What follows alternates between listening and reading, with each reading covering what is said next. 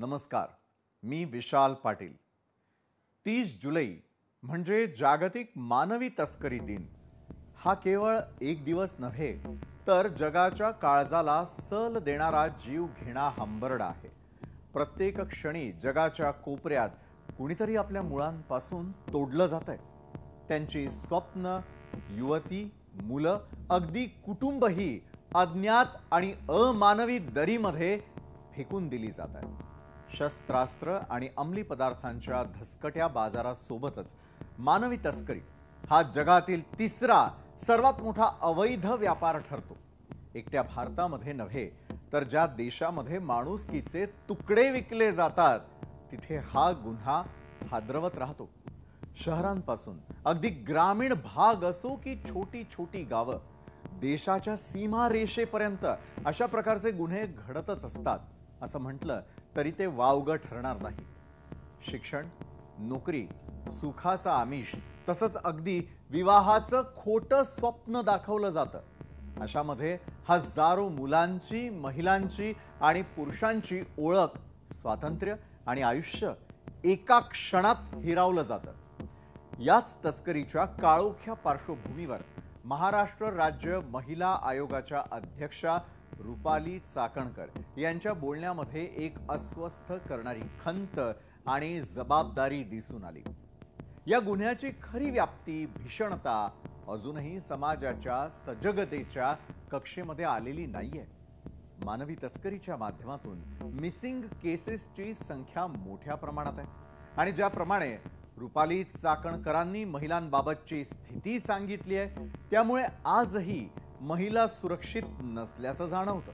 कारण कशा प्रकारे महिलांना बाहेरच्या देशामध्ये विकलं जातं याची दाहकता चाकणकरांनी बोलून दाखवली आहे आणि त्यामुळे स्वातंत्र्यानंतरही जरी महिला सक्षमीकरणाचे गोडवे गायले जात असले तरी खरंच महिला या सुरक्षित आहेत का, हा सवालच आहे। दरम्यान कोणत्या बिकट परिस्थितीमधून परदेशातून महिलांना परत आणण्यात आलेलं आहे हेही रुपाली चाकणकरांनी सांगितलंय।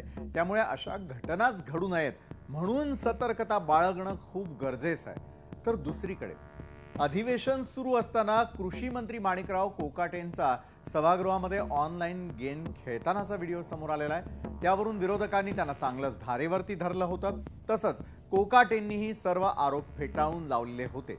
आता नुकताच त्या संदर्भात विधिमंडळाचा चौकशी अहवालही समोर आल्याचा दावा करण्यात येतोय। तर केलेल्या दाव्यानुसार कोकाटेंबद्दलच्या त्या अहवालात नेमकं काय आहे, याच दोन महत्त्वपूर्ण गोष्टींचा वेगवेगळा आढावा आपण घेणार आहोत आजच्या न्यूज प्लॅनेटमध्ये।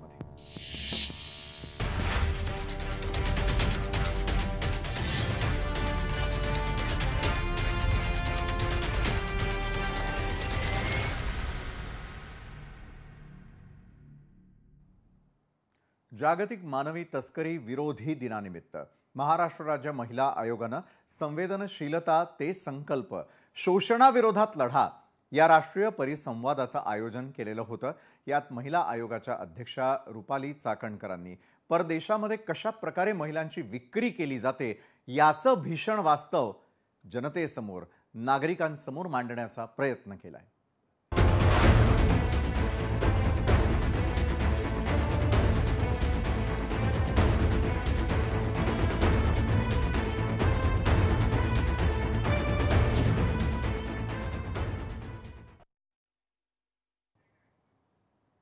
जसे गाड्यांचे शोरूम असतात तसे परदेशामध्ये महिलांचे शोरूम असल्याचं महाराष्ट्र राज्य महिला आयोगाच्या अध्यक्षा रुपालीताई चाकणकर यांनी सांगितलंय। त्यांचं हे भाष्य हे केवळ सामाजिक स्थितीवरती टीका करणारं नाहीये तर अंतर्मनाचा ठाव घेणारं ज्वलंत चित्रण आहे। परदेशातील महिलांचे शोरूम या संकल्पनेसमोर फक्त काळोख्या तस्करीचेच नव्हे तर हजारो स्वप्नभंगांचे, ओळखी गमावलेल्या चेहऱ्यांचे आणि अपरिचित भयाच्या छायेमध्ये वावरणाऱ्या अस्तित्वांचं वास्तव उभं राहतं असं रुपाली चाकणकरांचं मत आहे। परदेशामध्ये सोनसळी दिव्याखाली गाड्यांसारख्या विक्रीसाठी सजलेल्या स्त्रिया म्हणजे फक्त शरीर नसून त्यांच्या मागे दफन झालेली माणुसकी, आशा आणि बंडाची हाक आहे। जिवंतपणे ऐकू येणाऱ्या आकाशांचा कोलाहल, हसणाऱ्या किंचित गोंधळलेल्या आवाजांच्या पाठीमागे लपलेली घुसमट हीच त्या शोरूम मधली खरी किंमत. गाड्यांचे शोरूम कितीही आलिशान असले तरी तिथे वस्तू विकल्या जातात, पण इथे तर या महिलांच्या निर्जीव नजरेतून सारं जग अचानकपणे थांबतं. चाकणकर यांचे शब्द वेदनेचा नव्हे तर जागृतीचा आवाज आहेत. प्रत्येक मुलीच्या स्वप्नाला काळीमा न फासता तिला तिच्या अस्तित्वाचा ठाम अधिकार मिळावा यासाठीचा हा आक्रोश आहे. या कडवट वास्तवाच्या पार्श्वभूमीवर चाकणकर सामाजिक नकाशावरती बदल घडवू पाहताना दिसतायत. ही लढाई कोणत्याही एकट्या संस्थेची नाहीये.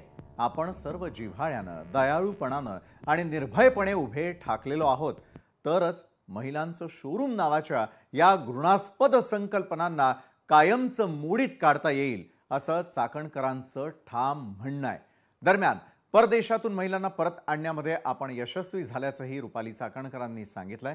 त्यामुळे या महिलांना त्या परत कशा आणू शकल्या, त्यांना परत आणताना कोणत्या अडचणींना तोंड द्यावं लागलं, या सर्व गोष्टींची माहिती देण्यासाठी स्वतः राज्य महिला आयोगाच्या अध्यक्षा रुपाली चाकणकर आणि ज्यांनी परदेशामधून महिलांची सुटका करण्यासाठी परिश्रम घेतलेले आहेत त्या सामाजिक कार्यकर्त्या संगीता पाटील आपल्यासोबत आहे.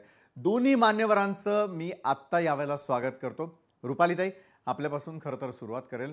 रुपालीताई, मानवी तस्करीचा विरोध करावा तितका तो कमीच आहे खरं तर, मात्र त्यातही महिलांच्या तस्करीची आकडेवारी किती धक्कादायक आहे. म्हणजे आज ज्यावेळेला हा परिसंवाद आपण मांडला, महिला आयोगातर्फे याची जनजागृती करण्याचा प्रयत्न केला, खरोखर मन हेलावून गेलं ज्यावेळेला तुमचे शब्द आमच्या कानावर पडले.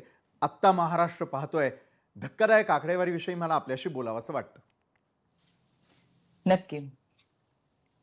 विशालजी, आज 30 जुलै संयुक्त राष्ट्रसंघाने 30 जुलै हा दिवस जागतिक मानवी तस्करी दिन म्हणून जाहीर केला. या मानवी तस्करीच्या विरोधात देशभराने पुढे येत संघटनांना बरोबर घेऊन एक प्रखर लढा उभा केला. आणि म्हणून आज राज्य महिला आयोगाच्या वतीनं आम्ही सर्व संघटना, त्याचबरोबर अँटी ह्युमन ट्रॅफिकिंग डिपार्टमेंट या सगळ्यांना बरोबर घेऊन आणि देशभरातील विविध तज्ञ, त्याचबरोबर मेटा सारख्या अनेक कंपन्या, या सगळ्यांना एकत्रित करत आज दिवसभराचा परिसंवादाच्या कार्यक्रमाचं आयोजन केलं. बरोबर आहे. यामध्ये अनेक मान्यवर दिवसभराच्या परिसंवादामध्ये सहभागी झाले. विशेष म्हणजे महिला बाल विकास मंत्री आदित्यताई असतील, नीलमताई गोरे असतील, पंकजाताई मुंडे, गृहराज्यमंत्री पंकजी भोयर, या सगळ्यांनी एकत्रित, विशेष म्हणजे महिला बाल कल्याण समितीचे सर्व सदस्य आज दिवसभराच्या परिसंवादामध्ये उपस्थित राहिलं. एकूणच या सगळ्यांना या परिस्थितीची जाणीव आहे. संवेदनशील विषय हा आपल्याला हाताळता आला पाहिजे आणि या सगळ्या परिसंवादाच्या माध्यमातून कृती आराखड्यामधून आपल्याला महिलांना न्याय देता आला पाहिजे, ही राज्य महिला आयोगाची या पाठीमागची भूमिका. विशालजी, तुम्हाला सांगायला मला अक्षरशः आताही अंगावर शहारे येतात. गेली 3 वर्षापासून आम्ही राज्य महिला आयोगाच्या वतीनं मानवी तस्करीच्या विरोधातली मोहीम चालू केली आणि यामध्ये अनेक महिला आमच्याशी जोडल्या गेल्या, ज्यांच्या कुटुंबामधलं कोणी ना कोणी व्यक्ती ही परदेशामध्ये त्यांची तस्करी केली गेली. खरं तर कोरोना कालावधीमध्ये अनेकांच्या घरातल्या कर्त्या पुरुषाचं, भावाचं, कोणाचं तरी निधन झाल्यामुळे कुटुंब कसं चालवायचं हा प्रश्न त्यांच्या समोर उभा राहिला. आणि हा प्रश्न उभा राहिल्यानंतर अनेक एजंटगिरीने विविध माध्यमातून जाहिराती दिल्या. मग ह्या जाहिराती कशा होत्या? तर ह्या जाहिराती होत्या अमाप पैसे मिळवून देण्याच्या. ह्या जाहिराती होत्या खोट्या नोकरीच्या आमिषाच्या. आणि ह्या जाहिराती होत्या रंगीबिरंगी दुनिया ही कशी आहे हे दाखवण्याच्या. आणि मग घरातला कर्ता पुरुषच नाहीये, कुटुंब कसं चालवायचं, आर्थिक विवंचना निर्माण झालेली आहे. आणि अशा सगळ्यांमध्ये या जाहिरातींना अनेक महिला, युवती सहजासहजी बळी पडल्या. आणि या सगळ्यांमुळे खऱ्या अर्थाने खरोखर आहे रुपालीताई, जसं तुम्ही भीषण वास्तव सांगताय, काही तांत्रिक अडचणींमुळे आपला आवाज आमच्यापर्यंत यावेळेला पोहोचत नाहीये. मी पुन्हा एकदा हाच मुद्दा आपल्याशी बोलणारच आहे. संगीताजी आपल्यासोबत जोडले गेलेले आहेत. तर संगीताजी, खरं तर मिशन इम्पॉसिबल तुम्ही पॉसिबल करून दाखवलेलं आहे. मस्कत आणि दुबई इथे तस्करी करण्यात आलेल्या महिलांचं नेमकं काय केलं जातं, कोणकोणत्या परिस्थितीला त्यांना सामोरं जावं लागतं, भीषण वास्तव काय सांगतं संगीताजी? मी संगीता पाटील. नमस्कार. गेली 13 वर्ष झाले मी समाज कार्य करते आणि माझं व्यवसाय म्हटलं तर फिल्म इंडस्ट्रीमध्ये कास्टिंग डायरेक्टर. बरं. तर शूटिंगच्या दरम्यान मला कळलं 6 डान्सर आपल्या गायब आहेत. 6 डान्सरच्या शोधात काय म्हणजे ते माझ्या सगळ्या प्रश्नांची उत्तरं महिला मिसिंग होत आहेत, पण कुठे जात आहेत, कोणाच्या मार्फत जातात, याची प्रश्नांची उत्तरं मला सगळी शोधायची होती. बरं. त्या दरम्यान मी सगळी शोधत शोधत एजंट पर्यंत पोहोचली. हा जसं हा मुंब्रेच्या महिला, प्रभादेवीची महिला, नालासोपाऱ्याच्या महिला, बऱ्याच महिलांचं फेब्रुवारी 2022 मध्ये माझ्या कानावर जसं जसं आलं, लॉकडाऊन मध्ये काही महिला गायब झाल्यात आणि त्या अगदी फिल्म इंडस्ट्रीच्या आहेत, काही बाहेरच्या सुद्धा आहेत, काही हाऊसमेड काम करणारे सुद्धा आहेत. बरं. तर यांचा जे काही माझ्या प्रश्नांची उत्तरं मला काही झोपायला देत नव्हती. एक समाज कार्यकर्ता म्हटल्यावर आपल्याला तर प्रश्न पडतातच बरेच. त्या याच्यातून मी पुढे गेली. त्याच्यानंतर मला एकंदरीत मी विचार केला, तर म्हटलं आपल्या प्रश्नाची उत्तरं भारतात नाहीये. ही प्रश्नांची उत्तरं माझी ज्या एजंटनी ज्या देशात पाठवले त्या महिलांना, तर त्याच एजंट मार्फत मी कुणाला न सांगता मला तिथे गेल्यानंतर मिळतील. त्याच एजंटच्या माध्यमातून मी बाहेर देशात गेली. मस्कत एअरपोर्टला उतरतात तिथे माझा पासपोर्ट घेण्यात आला, माझा मोबाईल घेण्यात आला. आणि त्याच्यानंतर 60 ते 70 किलोमीटर 400 ते 500 किलोमीटर अंतरावर मला घेऊन गेले, म्हणजे दुबई बॉर्डर. तिथे गेल्यानंतर एकंदरीत मी सकाळच्या 9:30च्या सुमारास पोहोचताच मला दिसतंय तिथे जवळपास 150-200 असे शोरूम, जसे आपल्या भारतामध्ये गाडीचे शोरूम असतात त्या प्रकारे. बरोबर. आणि एका शोरूम मध्ये जवळपास 50, 60, 32, 35, 25 अशा महिलांचा आकडा. त्याच्यामध्ये आपल्या भारतातीलच नाही तर बाहेरच्या देशातली, दुसऱ्या विदेशातल्या महिला होत्या. पण आपल्या भारत देशातील महिलांचा आकडा मी एकंदरीत अंदाज लावला तर 3 ते 3.5 हजार महिलांचा आकडा आहे. त्याच माध्यमातून मला तिथे मी 3 दिवस न सांगता मुलींच्या शोधात गेलेली, जसं ज्युनियर आर्टिस्ट, काही डान्सर होत्या आपल्या, तर त्यांच्या शोधात मला जाताना तिथे आपल्या मुंब्र्याची महिला भेटली, प्रभादेवीची भेटली, बऱ्याच आपल्या महाराष्ट्रातल्या बऱ्याच महिला भेटल्या. त्याचबरोबर हैदराबादच्या महिला ज्या 1.5-2 वर्षापासून अडकलेल्या, साताऱ्याच्या होत्या. म्हणजे सगळ्यांची माझी तोंडी पाठ आहेत नावं, पण मला त्यांची नावं घ्यायची नाहीये, तुम्ही समजू शकतात. सांगता येणार नाहीये मला. तर ज्या प्रकारे मी तिथे बघितलं की त्यांना नेण्यात येतं, की मोठे मोठे आमिष दाखवण्यात येतात कि इधर क्या है, इंडिया में कुछ नहीं रखा है, वहां पे जा, इतना कमाई करेगी, इतना पेमेंट मिलेगा, हे जे काही आमिष दाखवण्यात येतं चुकीचं आहे त्यांना. जेणेकरून कोण नर्स आहे, आणि हे नाही सांगत आहे फक्त हाऊसमेड नाहीयेत, तिथे नर्स आहेत, ब्युटिशियन आहे, इंजिनियर आहेत, चांगल्या शिकलेल्या मुली सुद्धा तिथे अडकलेल्या आहेत. 1.5-2 वर्षापासून अडकून आहेत. त्याचबरोबर मी 2-3 दिवस तिथे थांबली. आमची छत्रपती मराठा साम्राज्य संघटना आहे, जेणेकरून ते प्रत्येक देशात ऍक्टिव्ह आहेत. आमच्या व्हॉट्सअप ग्रुप आहे, त्या माध्यमातून मी माझ्या छत्रपती मराठा साम्राज्य संघटनेच्या ग्रुपवर एक मेसेज दिलेला, जर 2 दिवस माझा काही संपर्क नाही झाला तर तुम्ही हे माझं लोकेशन आहे, या लोकेशनच्या बाजूला हे पोलीस स्टेशन आहे, या ठिकाणी या बिल्डिंग मध्ये इथे जवळपास 200-250 महिला माझ्यासोबत टांगून ठेवण्यात आल्या. बरोबर आहे संगीताताई, अतिशय धक्कादायक असं वास्तव सांगण्याचा तुम्ही प्रयत्न केला. रुपालीताई, मगाशी तांत्रिक अडचणीमुळे आपला आवाज गेलेला होता, पुन्हा आपल्याकडे येतो. संगीताताई आपल्याकडे देखील येईल. रुपालीताई, या महिलांची तस्करी होण्यामागं नेमक्या कुठल्या प्रकारच्या टोळ्या सक्रिय आहेत असं तुम्हाला वाटतं?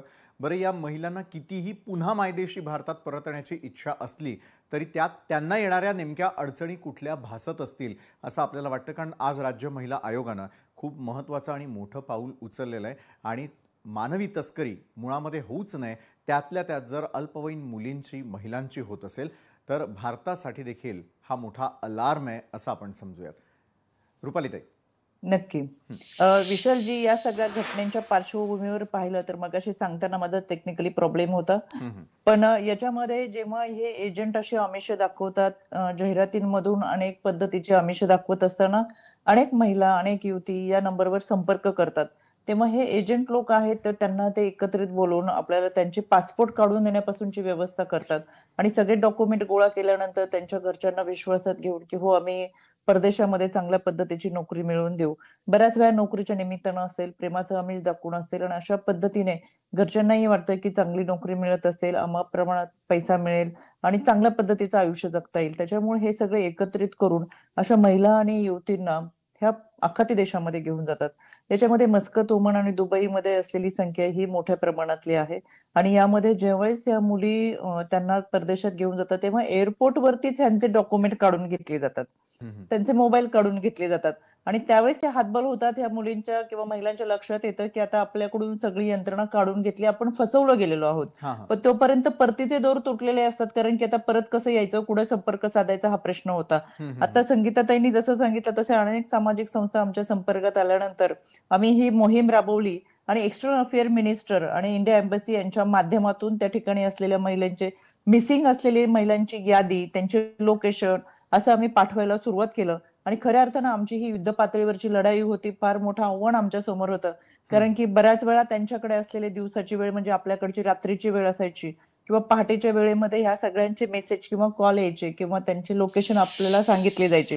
पण या सगळ्या यंत्रणेमध्ये आम्हाला WCD मिनिस्टर्स असतील, गृह विभाग असेल, त्याचबरोबर इंडिया एम्बसी आणि एक्सटर्नल अफेअर मिनिस्टर यांच्या पाठपुराव्यामध्ये यश येत. या सगळ्यांना परत आणताना आम्हाला प्रयत्न करून आणावं लागलं. त्या गोष्टीचं समाधान आहे की आम्ही त्यांना भारतात घेऊन आलो. भारतातून मग महाराष्ट्रात घेऊन येणं तशी जोखीमीचं काम होतं. जाताना ते सहज जाऊ शकतात, पण येताना फार प्रोसेस करून आपल्याला डॉक्युमेंट तयार करणं, कारण त्यांच्याकडे काहीच नसतं आणि हे सगळं करून त्यांना परत एकदा महाराष्ट्रात घेऊन यावं लागतं. बरोबर आहे. आमच्याकडे जरी आकडेवारी आहे या सगळ्या महिलांची किंवा युवतींची नावं आहेत, पण मला असं वाटतं विशालजी, ही लढाई फार मोठी आहे, फार मोठी यंत्रणा आतून ही पोखरली गेलेली आहे आणि या सगळ्यांच्या माध्यमातून मोठ्या प्रमाणात ही तस्करी होती. संगीताजींनी आता जर सांगितलं की गाड्यांचे शोरूम, म्हणजे हे फोटो स्वतः आणि व्हिडिओ माझ्याकडे आहेत की त्यावेळी 2 वर्षापासून आम्ही त्याच्यावरती काम करतोय. आणि बऱ्याच वेळा मी महाराष्ट्रात जेव्हा प्रेस घ्यायचे तर प्रेस कॉन्फरन्सच्या माध्यमातून मी काही माहिती सांगितली की तिकडे त्या महिलांची लोकेशन बदलले जायचे. इतकी धक्कादायक गोष्ट आहे. त्याच्यामुळे मला बऱ्याच तिथून महिलांचे जे कॉन्टॅक्ट होत होते ते सांगायचे की ताई, आम्हाला भारतातच घेऊन या तुम्ही. प्रेस घेतली की आमच्या जागा बदलल्या जातात, आम्हाला मारहाण होतीये, त्रास होतोय.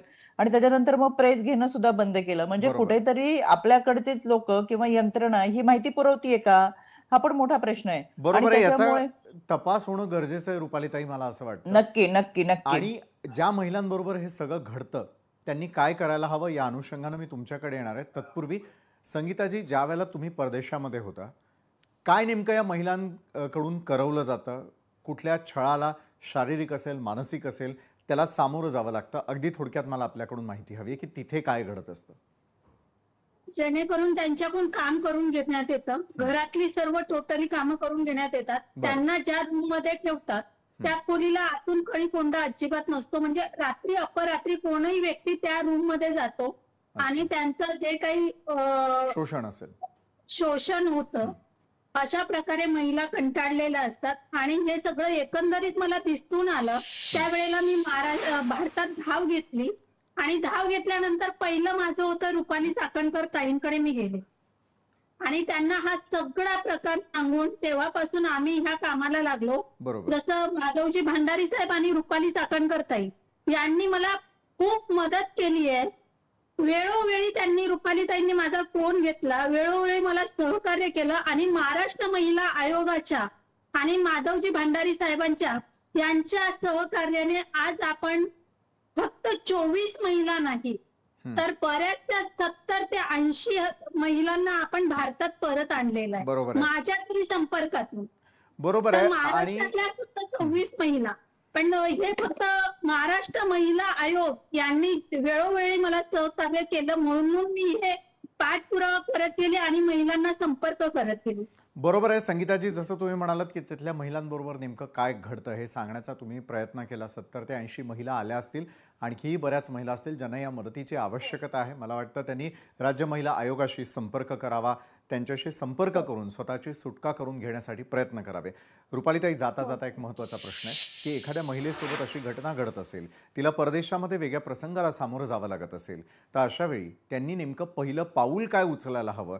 तुमच्याशी थेट संपर्क होत नसेल किंवा महिला आयोगाशी संपर्क होत नसेल, मात्र स्वतःची सुरक्षितता देखील फार महत्त्वाचा विषय असतो ज्यावेळेला तुम्ही परदेशामध्ये असता, अशा वेळेला काय डूज अँड डोंट्स तुम्ही त्यांना सांगणार? विशालजी, सर्वप्रथम मी सांगेल की अनोळखी व्यक्तीशी संपर्क करू नका.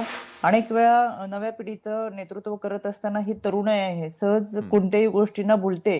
प्रेमाच्या आणाबाका असतात किंवा हे काही असतं याच्यामध्ये त्या सहज बळी पडतात. तर माझी आपल्या माध्यमातून महाराष्ट्रातल्या युवतींना असेल, महिलांना असेल, आवर्जून सांगायचंय की अनोळखी व्यक्तीची फ्रेंड रिक्वेस्ट स्वीकारू नका.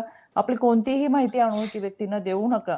पण तरी सुद्धा दुर्दैवाने अशा काही जाळ्यांमध्ये आपण फसत असेल तर आपल्या जवळच्या पोलीस स्टेशनशी तातडीने संपर्क साधा.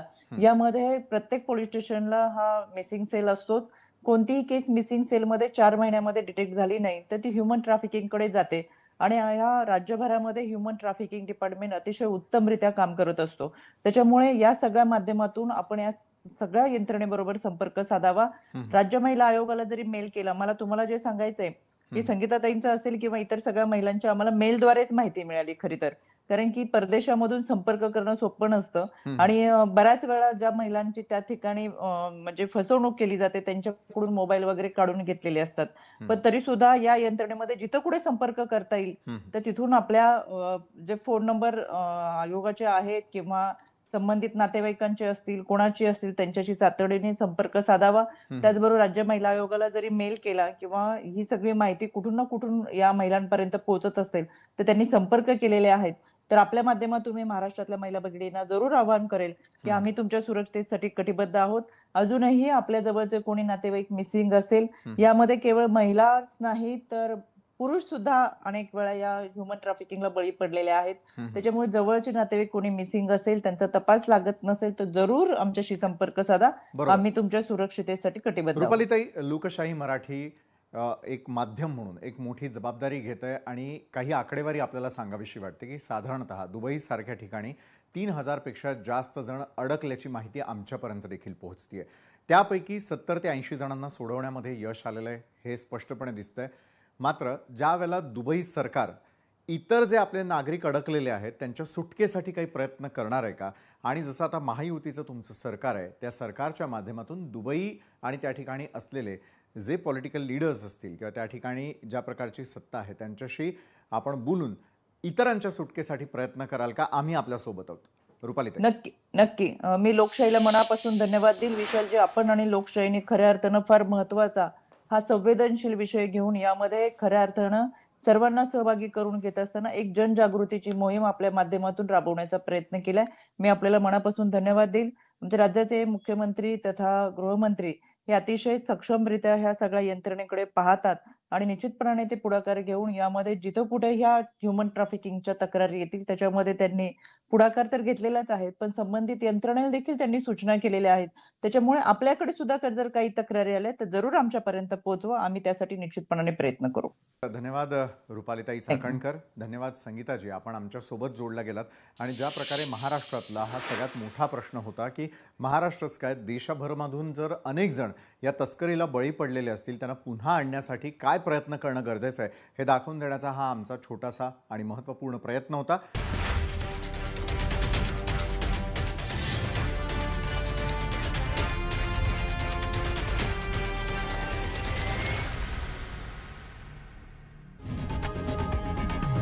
लोकशाही मराठी ऐका, पहा, जागरूक रहा.